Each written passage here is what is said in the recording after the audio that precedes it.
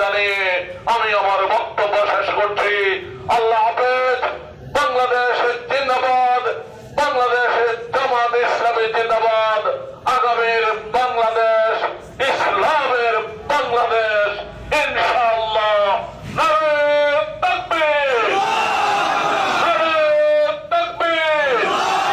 গোলামি না আজাদি, আজাদি আজাদি। দিল্লি না ঢাকা, দিল্লি না ঢাকা।